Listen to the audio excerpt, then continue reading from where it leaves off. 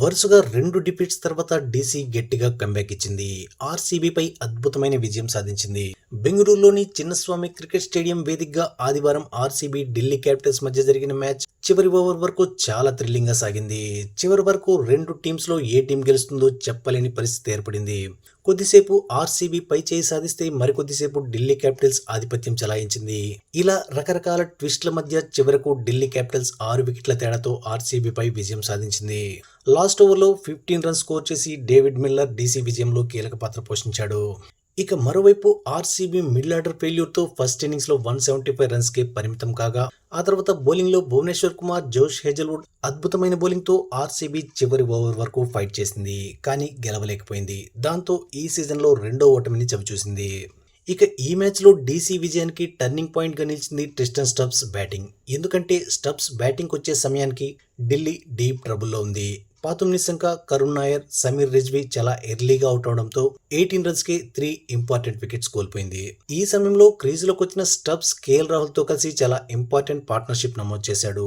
ఈ పార్ట్నర్షిప్ లో టబ్స్ పెద్దగా రన్స్ చేయకపోయినప్పటికీ రాహుల్ కు అండగా నిలిచాడు. దాంతో రాహుల్ ఫ్రీ ఫ్లోయింగ్ గా బ్యాటింగ్ చేస్తూ హాఫ్ సెంచరీ సాధించాడు. ఆ తర్వాత రాహుల్ అవుట్ అయినప్పటికీ అక్షర్ పటేల్ తో కలిసి మరో ఇంపార్టెంట్ పార్ట్నర్షిప్ బిల్డ్ చేశాడు. ముఖ్యంగా ఈ ఇద్దరి మధ్య ఏర్పడిన పార్ట్నర్షిప్ మ్యాచ్ కు టర్నింగ్ పాయింట్ గా నిలిచింది.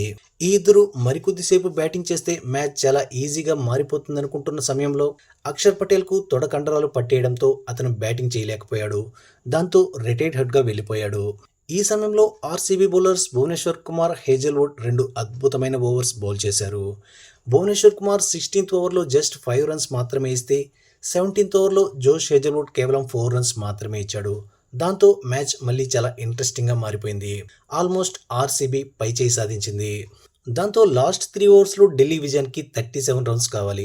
ఈ సమయంలో ఆర్సీబీ దగ్గర భువనేశ్వర్ కుమార్ కు 1 ఓవర్, రసింగ్ సలాందర్ కు 1 ఓవర్ ఉంది. సో మిగిలిన 1 ఓవర్ ఎవరో ఒకరి దగ్గర వేయించాలి. దాంతో 18th ఓవర్ వేసిన భువి 12 రన్స్ ఇచ్చాడు. 19th ఓవర్లో రసింగ్ సలాం జస్ట్ 10 రన్స్ మాత్రమే ఇచ్చాడు. దాంతో లాస్ట్ ఓవర్లో డీసీ విజయానికి 15 రన్స్ కావాలి. ఈ సమయంలో RCB captain Rajat Patidar Romario Shepherd కు బాల్ అందించాడు. ఇది ఏమాత్రం వర్కౌట్ కాలేదు.